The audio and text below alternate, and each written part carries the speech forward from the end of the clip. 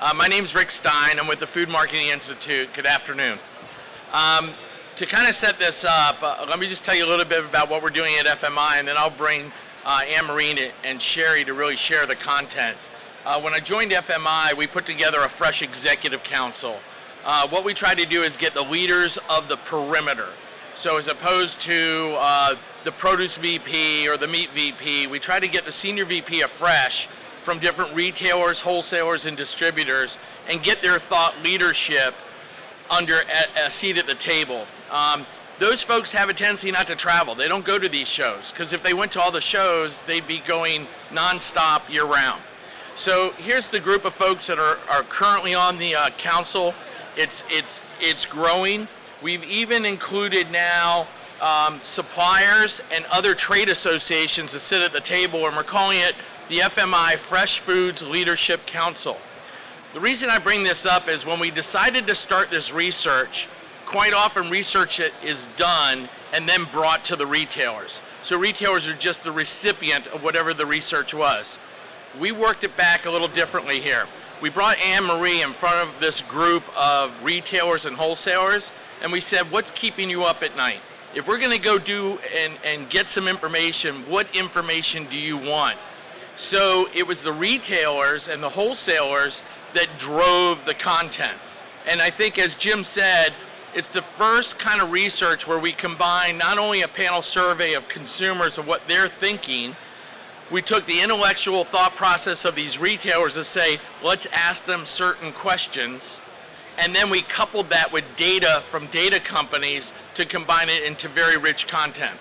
So at this point, I'm taking away from the content. I'm going to introduce Sherry and Anne-Marie, and they're going to take you through what I consider some of the really, really insightful things that is happening in the produce department. So come on.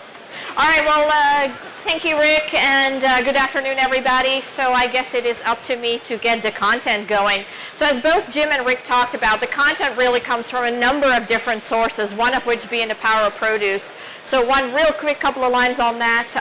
It's about 1,500 shoppers. We asked them anything and everything relative to produce, the how, the what, the where, the when. We put all that together in a 50-page report. Needless to say, it'd be impossible for me to cover all that information. So one point to take away is be sure to download a copy of that report. What we're going to do today is mostly talk about the national level statistics. In the report, we have a lot of breakdowns too, by age, by income, by gender, by region. So it really helps you to have a much more granular look at the produce department. The other thing is, why the power of produce? We have hundreds of departments in a regular supermarket, so why did we decide to focus in on produce? Well, one of the main reasons really was that produce is huge business, and I don't need to tell anybody in that room that without a doubt. But when we talked to the FMI retailers, they said produce is not only our primary way to differentiate against other competition, but it's also the most successful way.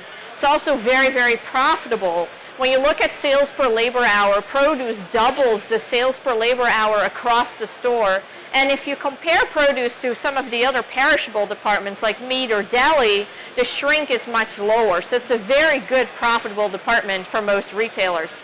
And Sherry, when we do look at those sheer numbers, produce is very big in terms of other departments as well, correct? It is. You know, it is a department that has 100% household penetration, so everyone is going on an annual basis. It's a $63 billion business a year, and what's pretty interesting is consumers are making about 45 trips annually, and you think about 52 weeks a year, that's been pretty consistent since 2013.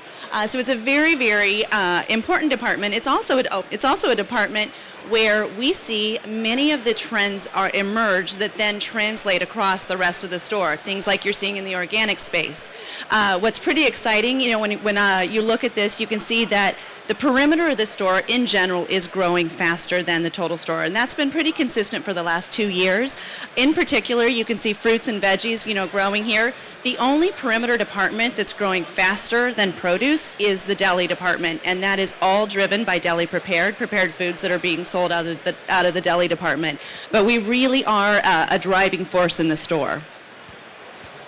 So today, we have quite a bit that we want to cover with you today, and as Anne Marie said, we're gonna hit some of the highlights, but we especially want to talk about what are some of the major trends that are really transforming the produce department, and then how can you, in this industry, think differently about the consumer when they're in pre-planning in the store, making those decisions, and also the presentation right before us talking about how this new unique dynamic that we're in about different channels and where produce is starting to play, we think is important.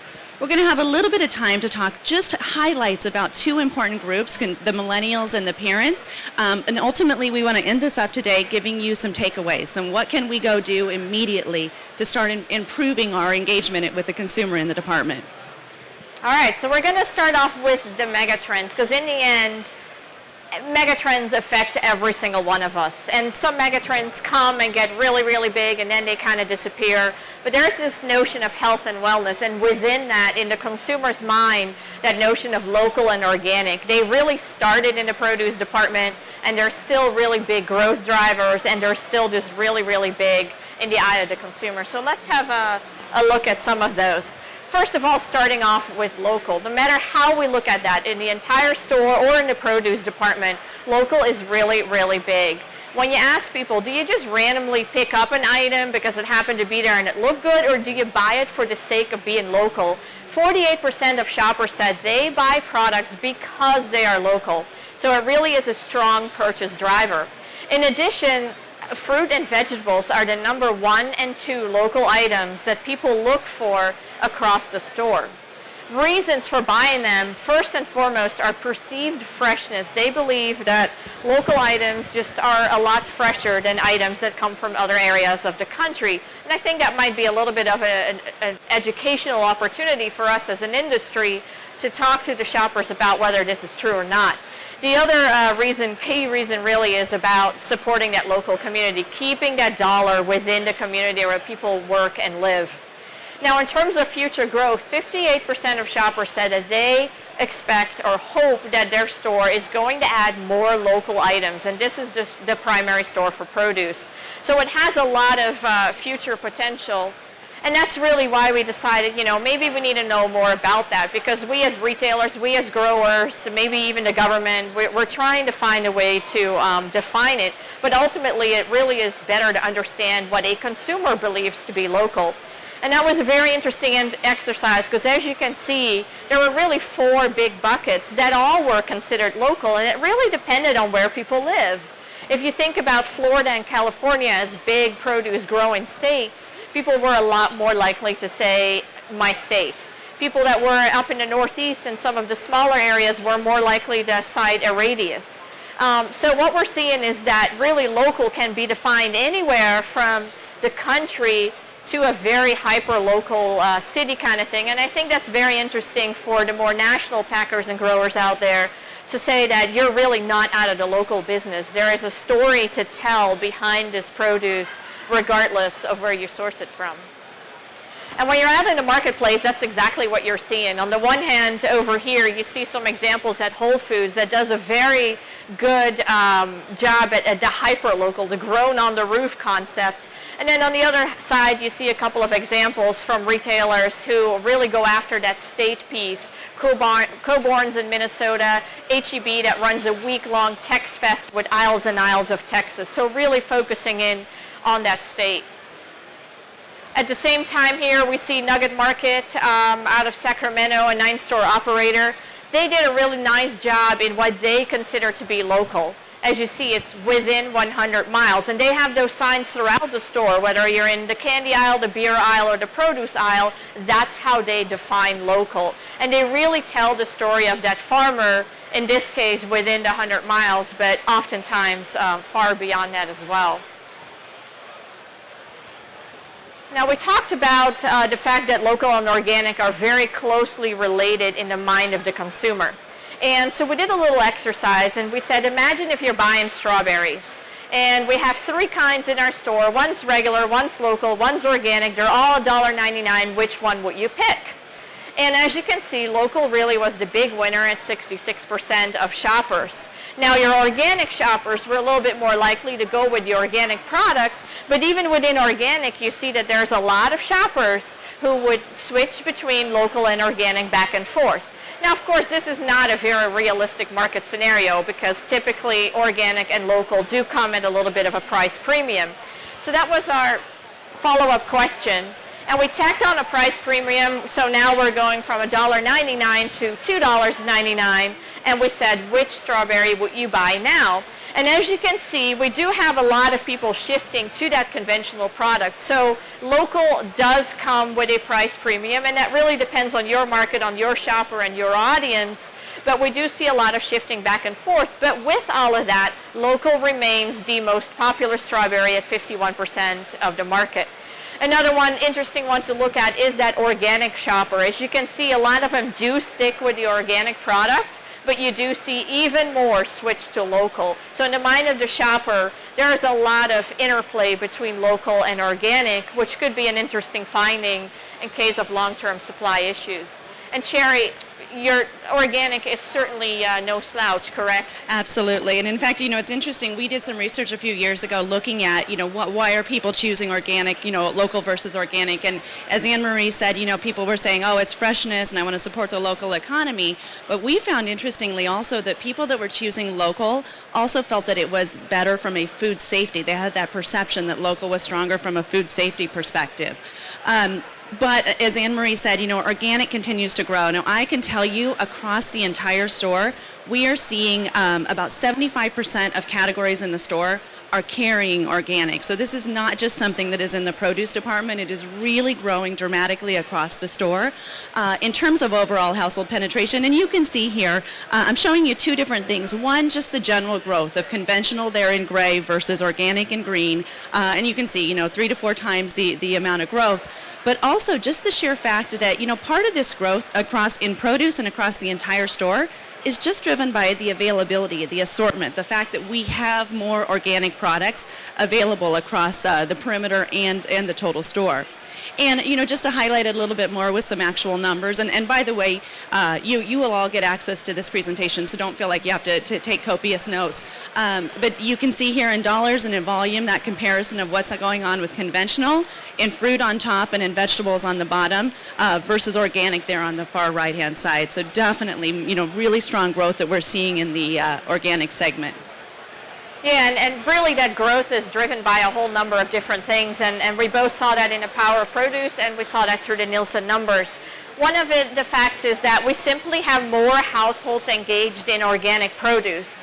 Last time we measured that was 2009. Only about a third of households bought organic produce. Now we're looking at 52%, so that's a really nice increase. The other thing is we're more than likely going to look at more and more households being engaged for the simple reason that those that who not currently buy produce cite cost as their major reason. And we all know there used to be a much bigger cost differential between conventional and organic than there is now. And I think if you look at these numbers, as that price differential starts coming down, we're just going to have more and more people move into that category. That's one reason.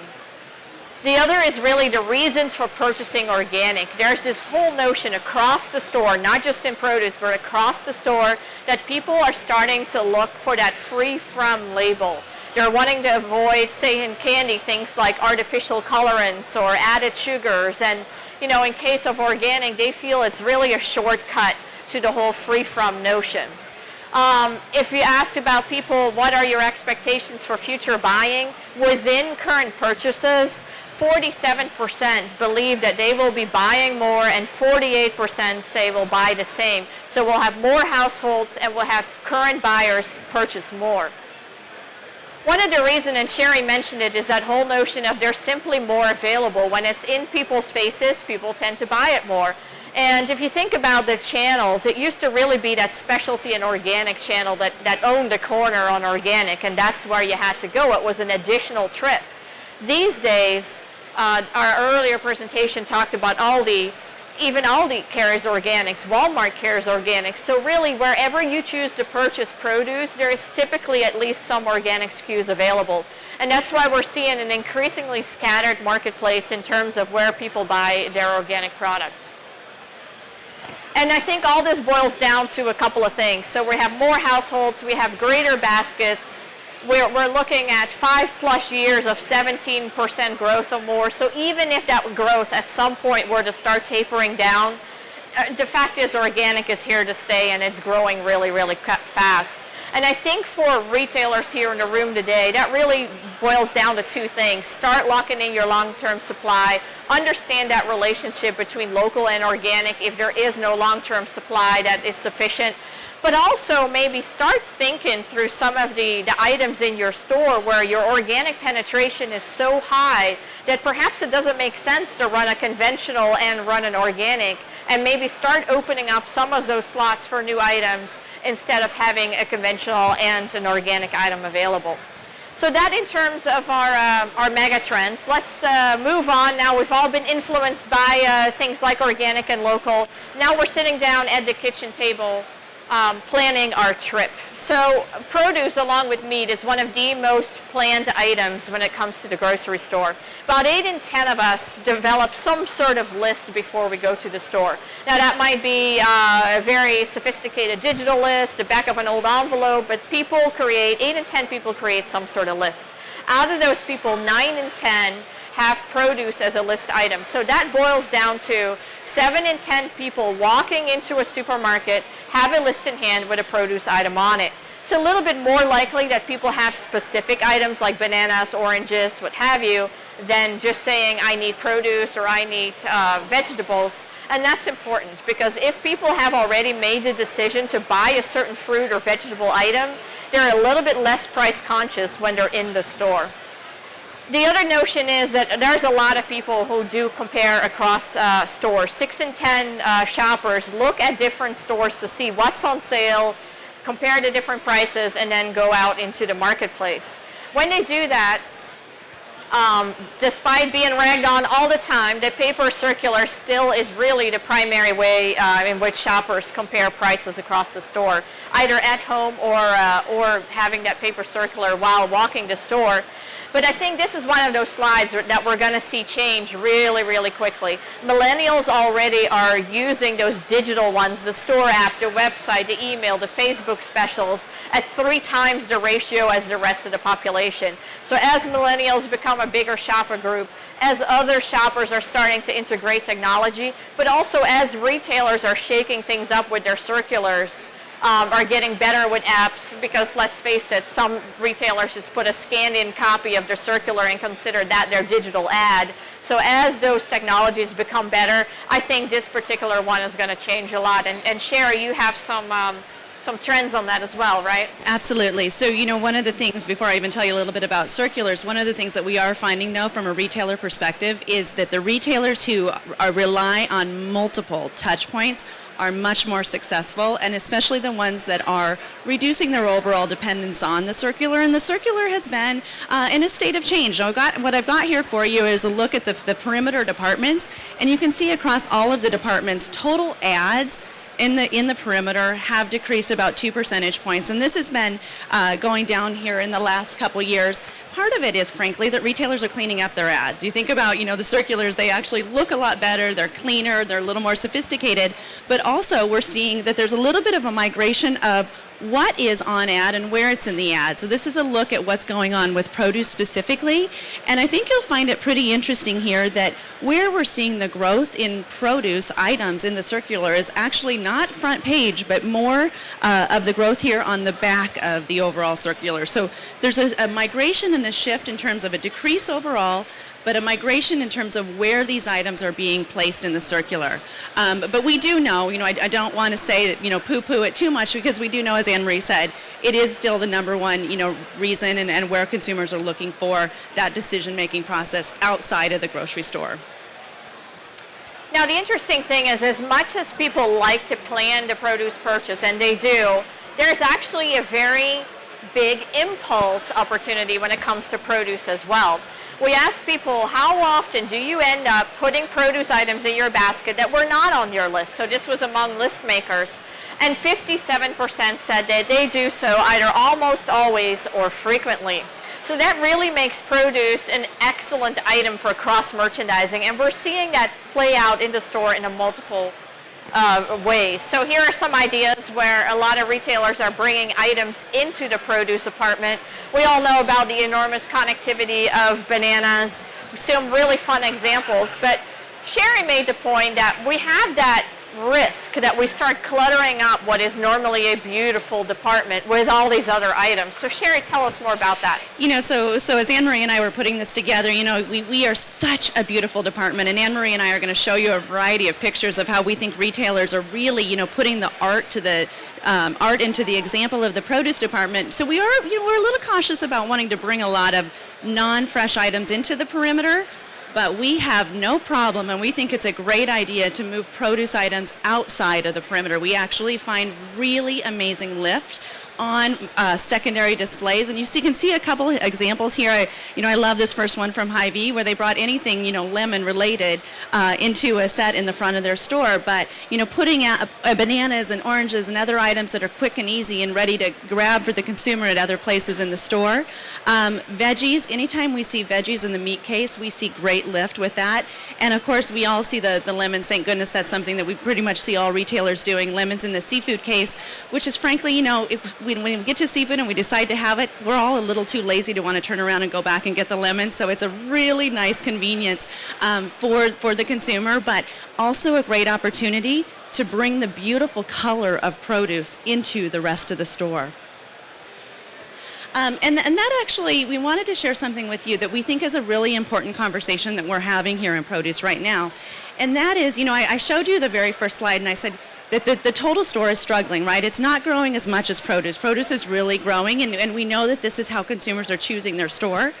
Well, the perimeter of the store is only about 40% of the sales. So 60% of the store sales are in the center store. And we really have to recognize that, we see when we look at some retailers, we actually see that they're just being shopped for their perimeter, and then their consumers are going elsewhere. They're shopping elsewhere for center store. That, while we may look at it and go, oh, this is great for us in produce, it's actually not. It's really important that we're all thinking about the total store and how do we use produce, now we're in this unique position, how do we use produce to better drive the entire basket, to drive the sales across the store? We find that produce is one of those unique departments. There's key items in the department, categories in the department that we think can operate differently, can operate as total store heroes. There's a better opportunity now than ever for us to really maximize these connections across the store with cross-merchandising, with cross-promotions, with thinking differently about why that consumer's coming in the store for those items, and even merchandising. We're going to show you some different ideas about snacking kiosks and looking at snacking items across the store, but really not thinking about ourselves in isolation. We can sit back and say, oh, it's great, we're doing really well. The reality is we really have an opportunity to drive total store success, and a really unique and great opportunity because we very much appeal to consumers. Right. So after our mega trends and pre-trip, really it boils down to how do people decide what exactly they're going to buy? And what was really interesting is we've been doing the sister study, Power of Meat, for 11 years. And in meat, it is all about price. It's price per pound and total package price. So I was kind of expecting that same thing to play out in produce, especially with so many people preparing for the trip and checking prices. But as it turned out, price is important to get people in the store. But in the grand scheme of things, when we looked at all the rankings, and you'll find those in the report, it was really price hand in hand with things like appearance, quality, freshness, ripeness. And it really drove home that notion that we all know but sometimes forget about as price wars start taking place, which is you cannot compete on price alone. Good prices drive people in the store, but if you do not execute, you're going to lose the sale, and eventually you're going to lose the customer. So that really came down, and if you boil down that decision tree, that really was one of the biggest conclusions, I think, of the report. It really confirmed what we know. And Sherry, you mentioned earlier some of the beautiful execution Yeah, absolutely. You know, and one thing to reinforce Anne Marie's point on price, we've done a lot of price elasticity research in the produce department, and we actually do find that it is really quality is more important to many consumers over price. And there are products that you can, you know, from a seasonal perspective, you do not have to be, from a retail perspective, the lowest priced, as long as you have that commitment from the consumer and that belief that you have really great quality and that you're delivering on that quality. So it's a unique department from that regard. Anne Marie and I, you know, wanted to share with you some examples because we do think that, you know, this is an exciting department in the respect that this is an art. When you look at the perimeter and you look at the produce department, quite frankly, we are the prettiest department in the entire store. And there's some great opportunities for eye-catching displays to really use the visual and the color, bringing that to life for the consumer. And some really interesting ideas, again, to think about not just products, not just categories, not just departments, but solutions. And I love this example of the BLT solutions, you know, bringing it all together specifically for the consumer to solve that need that they have. So we asked shoppers and we said, you know, from your perspective, what really provides a good experience? And this yet again brought home the crucial importance of execution. Because if you look at the top three, what drives a good experience for a shopper in the produce department, it's clearly marked prices, product availability, and extensive variety. And I had to laugh when I was looking at these slides over the weekend because just last week I was shopping at my local store and there was somebody standing in front of the potato display throwing his hand up in the air going, well, how much are these? Because all the prices were on top, all the bags were down below, and he was just at a complete loss how to match up prices with potatoes. I'm sure we've all been that. In terms of product availability, there is no bigger detractor to shopping satisfaction than finding items that you were planning on buying and they're not in stock. That's true across the store, it's true in produce. And then in terms of variety, we're seeing people look for variety across items as well as in item variety as well. A secondary area here, what you look, if you filter through these, a lot of that is information. People want information on the product. They want people there as well as knowledgeable people. So that whole notion of tell me more about the product, whether it's through product information, nutritional guidance. As you can see, it's not a top driver of experience, but it's interesting to see that all those popped fairly high in the end of the day. And then we asked about the role of new items, and this is one of these areas where what shoppers said didn't quite meet up with what we're seeing in reality. So what shoppers said, they really sort of de-emphasized the importance of new items. And if you ask category managers at any place in the store, we all know new items are very important to drive categories and to keep them fresh. And first the market owns the market, right? If we can introduce an item to somebody, then more than likely they continue to buy that item with us. That's the whole notion of new products. So as you can see, it was really the shoppers themselves were not all that excited about the notion of frequently introducing new items, with the exception of parents, with the exception of organic shoppers, working shoppers. They really were looking forward to a lot of ideas there. And Sherry, I think we're seeing a lot of change happening. It's really been an explosion in the produce department. It's an explosion of new items. And when we look at, you know, what is really driving the growth, what are the interesting areas, you know, we're finding that it is very much around smaller formats, snackable items, items that are merged. So we've got, you know, multiple, not just produce items in the actual kit for the consumer. Great growth in juices and smoothies and beverages, as well as anything that falls along that convenience line that's helping that consumer just one step closer. And in fact, the convenience component really is pretty interesting because that's one thing that we're finding across the store, that as consumers are, you know, kind of changing how they're cooking, we're finding that they're very comfortable putting together components and elements of a meal and not always just cooking directly with ingredients.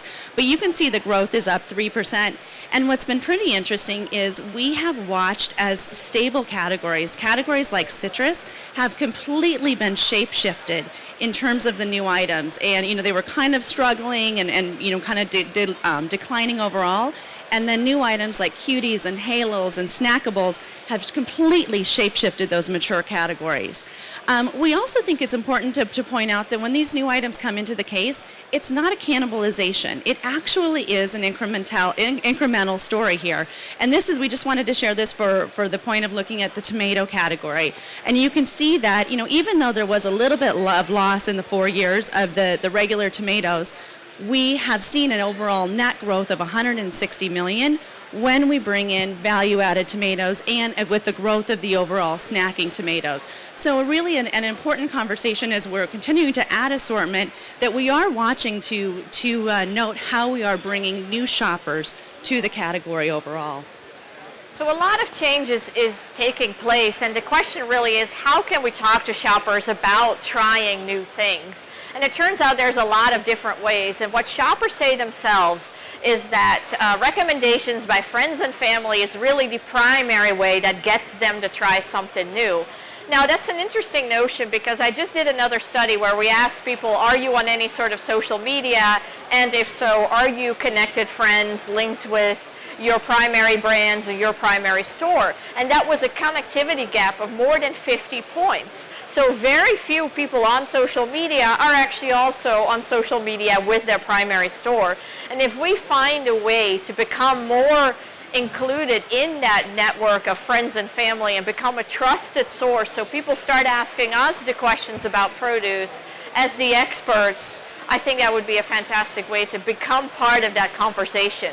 And we are part of the conversation in a few ways. People say other ways to try new items is by means of that, the advertisement, by in-store signage, by sampling, by recommendation. So again, that notion of having information and ways to interact with people in the store. There's no really one magic bullet in which we can get people to try, but we did ask, if we were to have some kind of how-tos, how would you use this vegetable in recipes, or how would you use this particular fruit? Is it a snacking fruit, or can you eat it with dinner? 41% said they would absolutely use those kinds of recommendations, so that's a pretty decent percentage if you think about it. Here are some ways in which we were out in the marketplace. Sherry, I don't know if you want to talk about these or... What we love about this is I think these are both well, you can see they're beautiful from a visual perspective, but they're also educational for the consumer. So they're also helping them understand with items that they may not be as familiar with, how do they choose that, and what is that flavor going to taste like when they actually pick up that item. We also have, we thought this was a pretty fun way to kind of show some of the communication that you see on package directly to consumer, which we think is an interesting area for us here in the perimeter, in the produce department in particular. We're kind of at a time where we are seeing more packaging than ever in the produce department, and it's a great opportunity for us to communicate differently, communicate key messages to the consumer. At the same time, it's also important that we're really cognizant of what we're putting on the package, how we're talking to the consumer, that we're not over cluttering, and that we're making sure that we don't end up looking like a center store aisle, like the cereal aisle, with too much packaging, so that we really continue to let our fruits and our vegetables be the champion of the vision. And really at the same time too, we have an opportunity to really upsell, like here, instead of just buying the tomatoes, let's give a shopper some ideation now to also buy basil and cheese and some crackers, and all of a sudden we go from a basket ring of a few dollars to more than $10. So I think, to your point, we have tremendous opportunity here if we do it right.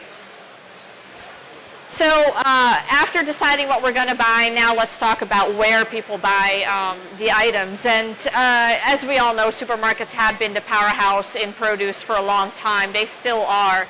They have very high shopper conversion. 88% of supermarket shoppers also buy produce in that supermarket, whereas supercenters struggle a little bit more. We have 4 in 10 supercenter shoppers that leave the channel, skip the produce department in supercenters, and go elsewhere to buy produce. So let's talk a little bit too about what you're seeing, Sherry, in terms of the channels? So pretty consistent with what Anne-Marie was showing you in terms of the percentage of consumers that are buying in supermarkets. But one thing that we want to highlight for you, again, the presentation prior was talking about how the fact that we are seeing now produce show up anywhere, right? Vending machines and C-stores and drugstores, et cetera. We continue to see pretty much that 60%, but a call out that I have for you specifically is when we look at what's happening with total store, you can see total store, all other items, we're actually much lower than that 60%. Consumers are already comfortable buying center store items outside of the traditional grocery store. What that means for us, I think that really is actually the long-term vision, that we will continue to see consumers, that overall share of the supermarket channel and produce sales declining overall as we take advantage of new avenues and opportunities to reach consumers in new outlets. Now, this was talking about the primary channel. So where do shoppers pay the bulk of their produce dollar, and that was the supermarket channel. The other way to look at it is we all end up picking up some produce items here, there, and everywhere as we're in other stores, correct? So we asked folks and said, in any given 3-month period, what are some other outlets in which you may buy some fruit or vegetable items? And as you can see, this farmers markets ought to be a red flag to all of us, because 1 in 2 shoppers will pick up produce items at farmers markets with some regularity. Others are produce stands or online, and they're all just picking away at the traditional produce dollars that belonged to supermarkets. So let's look at a couple of these in a little bit greater detail, specifically farmers markets. I think we have no fear that farmers markets are going to take away our entire basket. They're not the primary store or even the secondary store for anybody. But they do have that ability to start picking away at the produce dollar. And then to Sherry's point, what happens potentially is people have now already bought their produce. Now they may not have a reason to come to your store, and they may go elsewhere to buy their center store items. So there's a lot more at stake than just that produce basket alone. And if you think about it, there's currently 8,300 farmers markets already, and we're growing by about 1,000 more every single year. So if you compare that to some of the largest supermarket chains in the country, they are right up there if you look at it from that perspective. The other scary thing is we asked, well, do you happen to be at a farmer's markets and you happen to buy produce, or do you specifically go to a farmer's markets to buy produce? And as you can see, 66% of people said the reason they go to farmers markets is to buy produce. So produce, just like it's a big trip driver for supermarkets, farmers markets have that same notion. So why do they do that? We talked about local and the importance of freshness. It also popped up in organic. Here we're seeing the same thing. Shoppers have this great perceived knowledge that it's all about freshness. When it comes from a farmer's market, it must be fresher, it must be from around the corner. But then also things like, again, supporting the local farmer, supporting that community, but also it's fun. It's a lot of fun to shop farmer's markets. And here you see just farmers markets tend to have a lot of fun with items, ugly but sweet, potatoes with dirt on them, a lot of really fun merchandising where it's just a few items versus an overwhelming quality. So if we think about it, what might be some of the ways in which we can bring that farmers market feels and really fight them on their own turf, Sherry? Yeah, you know what, Anne-Marie, I actually think this is a pretty interesting one, and some of you may have heard this. We've talked about local quite a bit, but the reality is it's not local that consumers are interested in, it's locale. They want the story, right? They want to know where that came from. And there's a great opportunity for us in the store to tell the story on the package, to tell the story in terms of how we're displaying those items, and to get that engagement directly with the consumer. The other component I think is really important for us is to recognize that freshness, right? Freshness has continued to pop up every time that Anne-Marie has talked about the why that consumers are looking for that. So how can we continue to illustrate that freshness in the store? Whether it be to the point where we start communicating how much time that has been between the picked out of the field and sitting on the shelf. There's some interesting ways that we will in the future be able to communicate that directly to consumers and really excite them with the fact that this is truly, truly fresh and has a great story.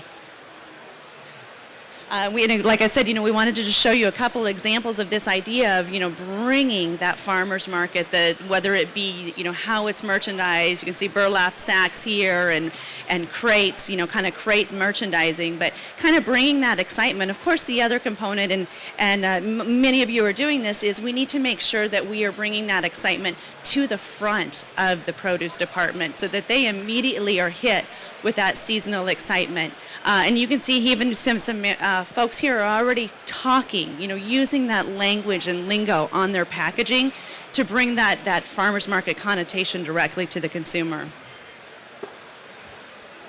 The other thing that's really happening right now is there is an interesting dynamic of changing how we cook and changing who's buying from an overall produce perspective.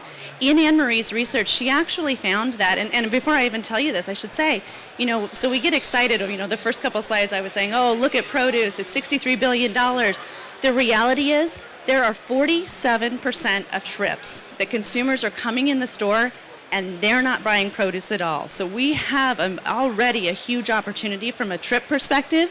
And when Anne-Marie dug into this, she actually found, there are quite a few consumers who are not consuming fruits and vegetables as much as we want. Primarily, she found the lower than average consumption. Men, there's a lot of guys in this audience, you guys better be eating produce, lower income consumers, as well as millennials.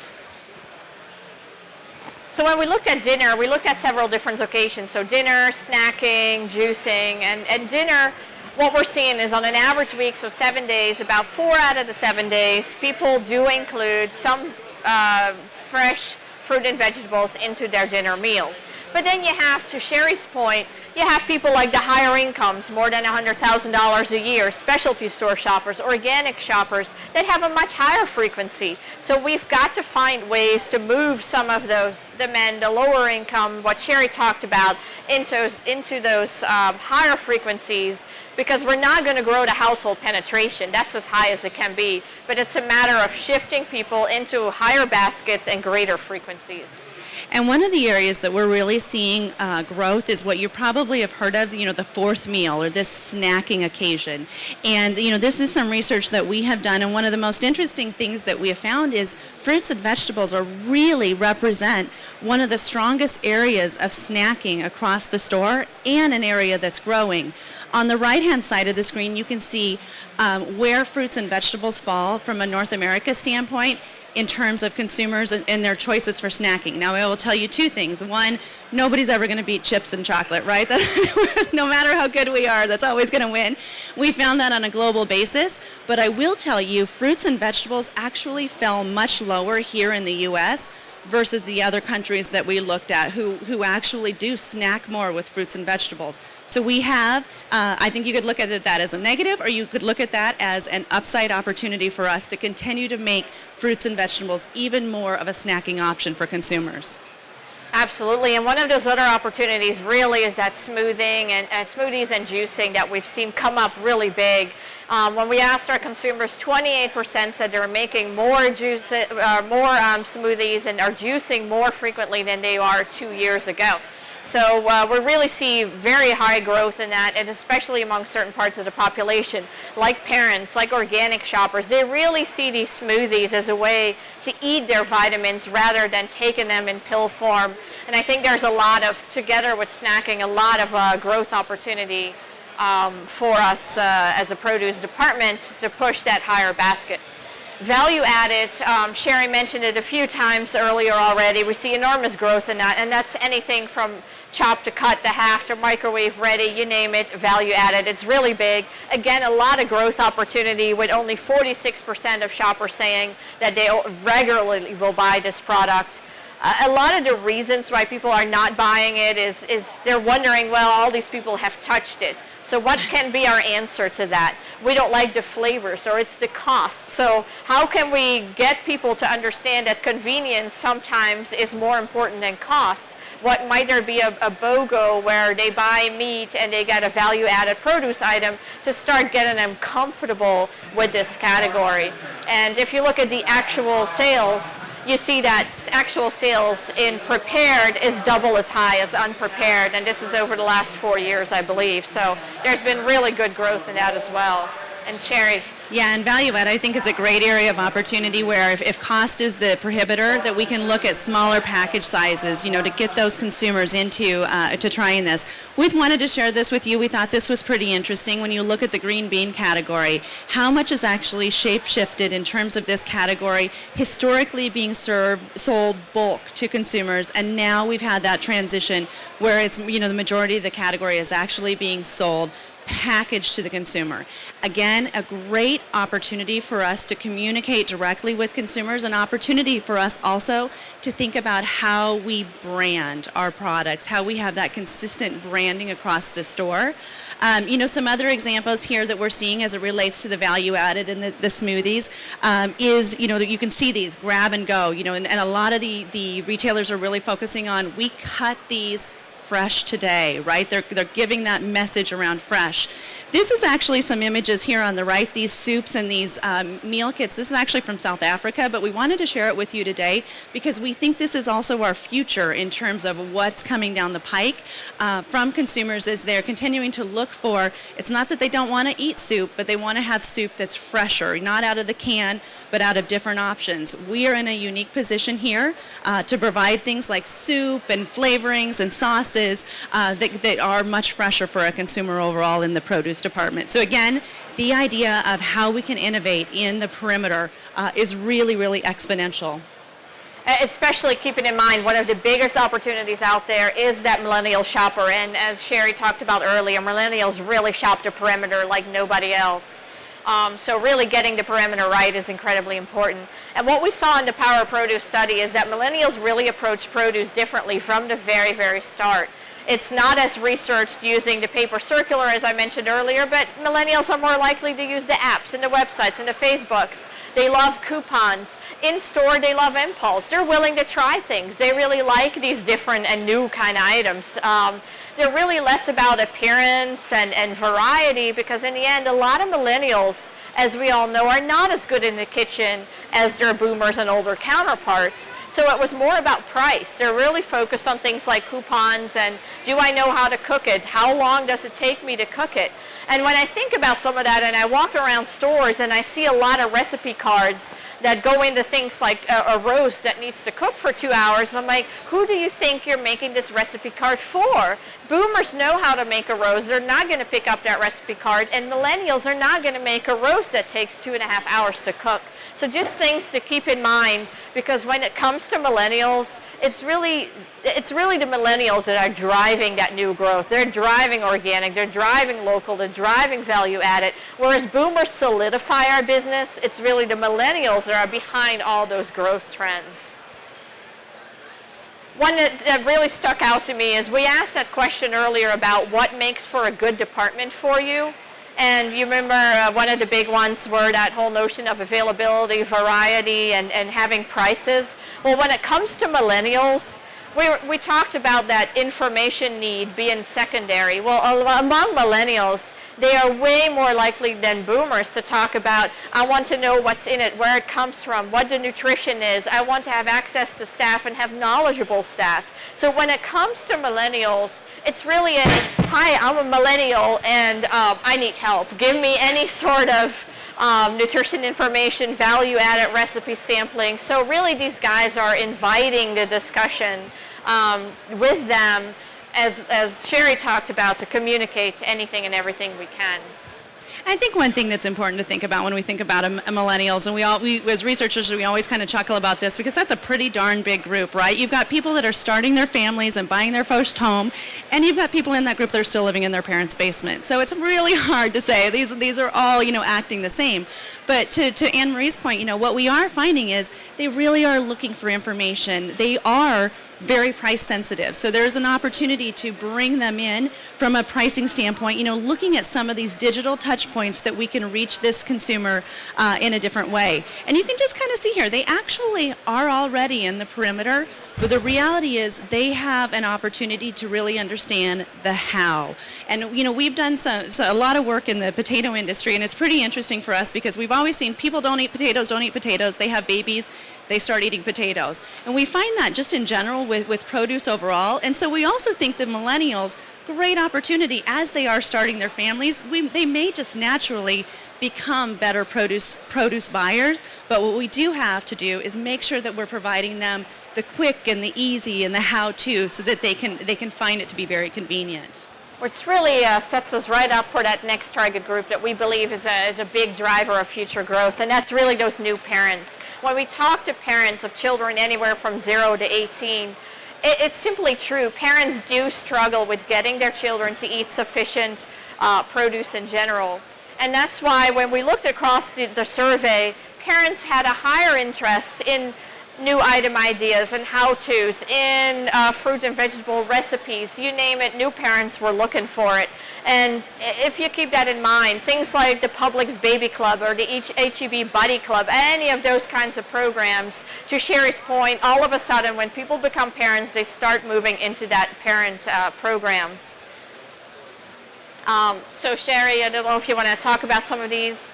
Yeah, and these are just some great examples that we've seen of snacking areas, targeted specifically to shoppers. I think, Anne-Marie, you had a really neat example of a retailer who was offering free produce. Tell us a little bit about that. They said anything that's very close to ripeness, like bananas, mandarins, anything like that. They had a little basket as people walked in the store and were shopping with kids. It had a sign, grab a produce item for your kid, much like the cookie at the bakery or the little piece of meat at the deli. And I thought that was a great idea to get kids exposed to produce like that.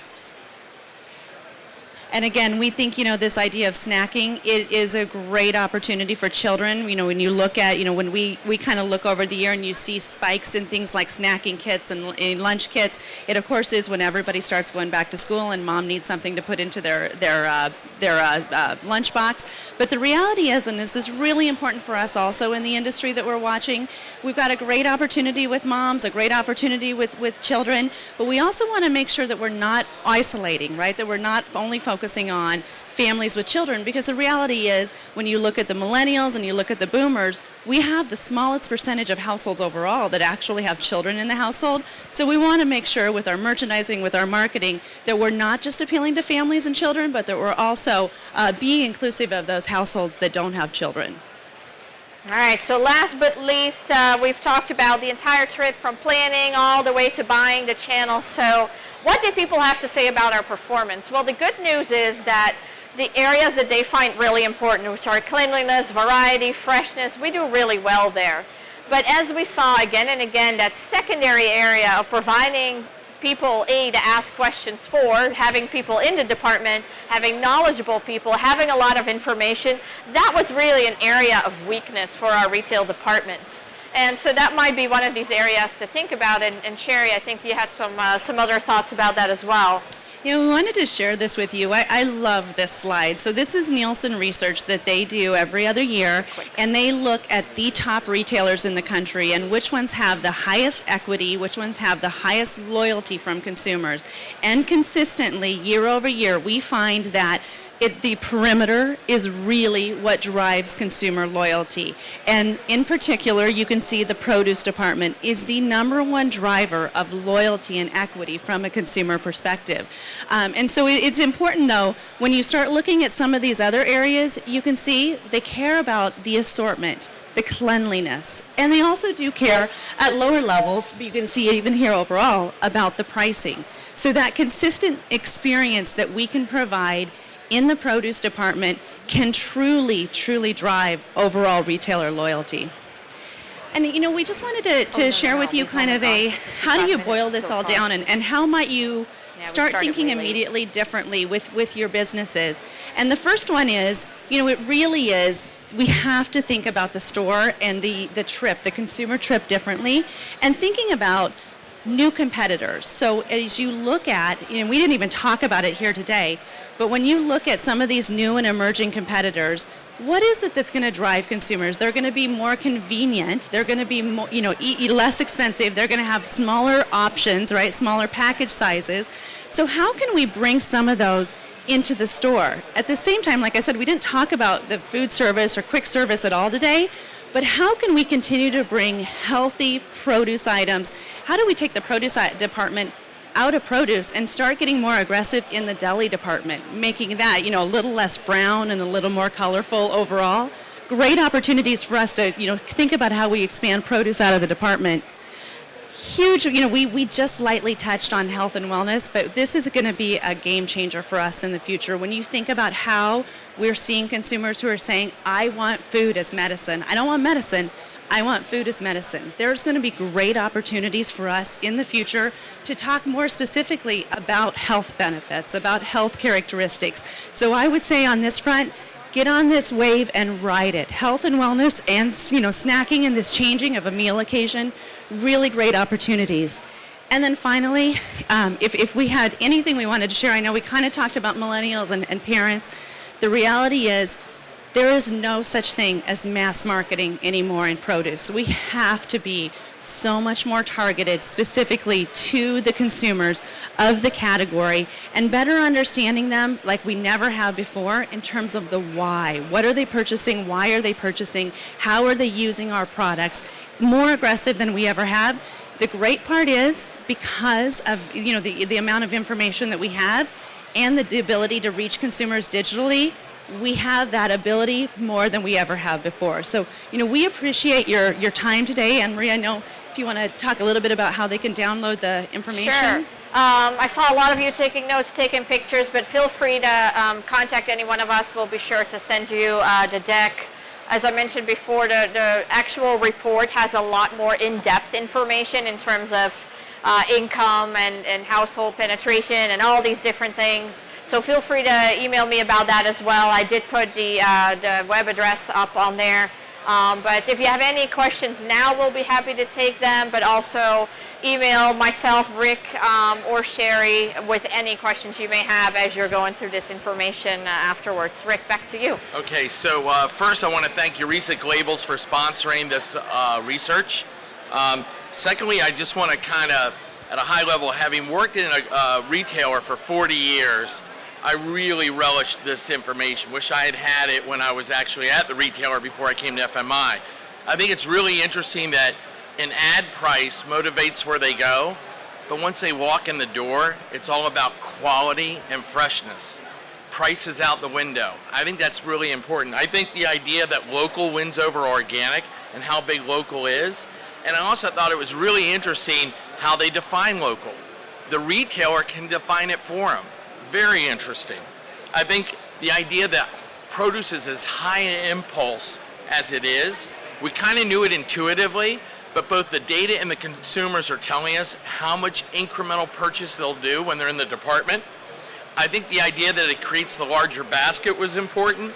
This idea of convenience and value added and how that's growing at more than 2 times the pace of the overall produce, I thought that was really interesting. This whole understanding of millennials and how they're behaving in the department and they want knowledge, I think that's really important. I think the idea that we have to keep track on moms and this whole overall trend of health and wellness and snacking is good for this industry. That's going to be a real good marriage as people are more concerned about health and wellness and snacking. I thank the presenters. A lot of us in the produce industry are working through and reacting to the FSMA regulations, and there's a tremendous focus on food safety.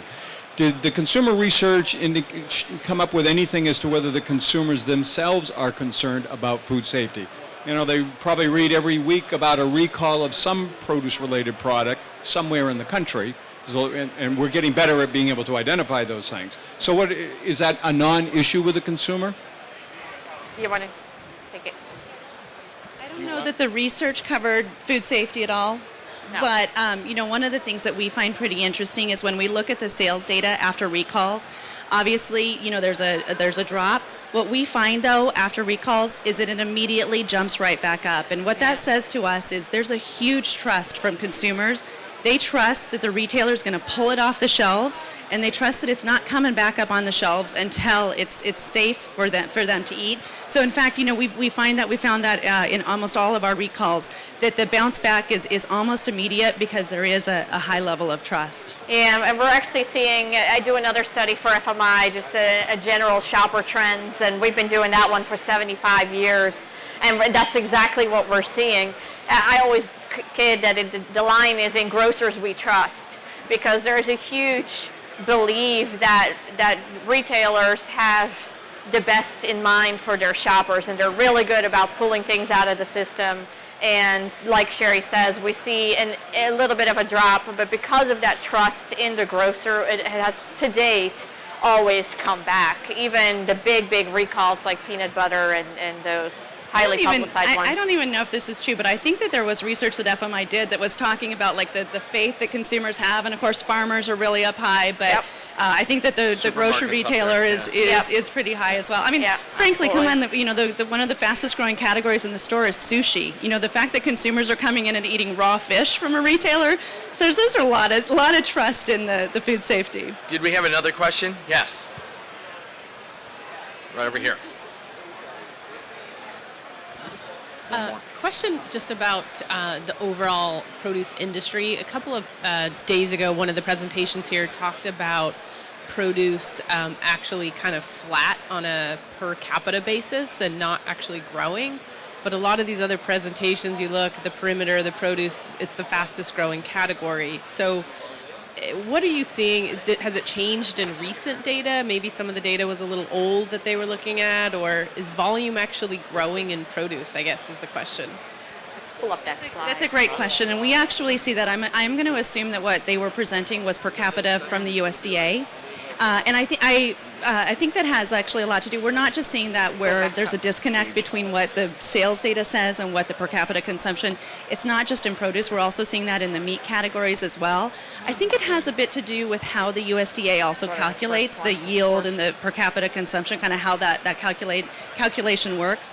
Because what we're seeing is an increase in overall sales for, and we're not seeing an increase in penetration because we were already so high. We had 100% household penetration. Where we are, a little bit concerned right now is we're watching what's happening with trips. And right now, trips over the last year have been a little bit flat for the store overall.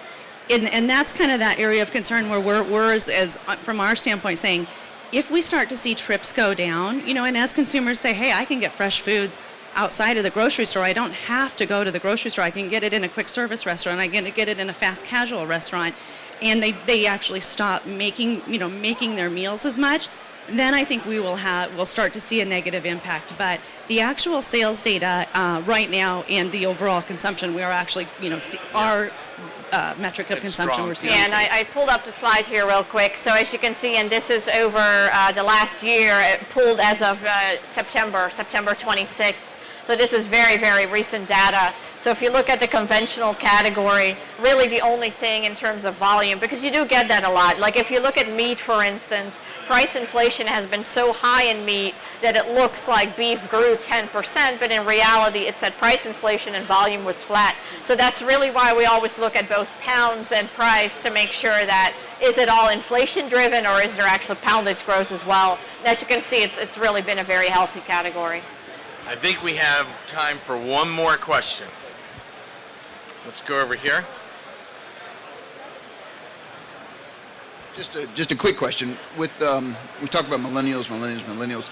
Did we see the same trends with Generation X and Generation Y and so forth, that they were not buying the produce at that age until they got until they were a little bit older?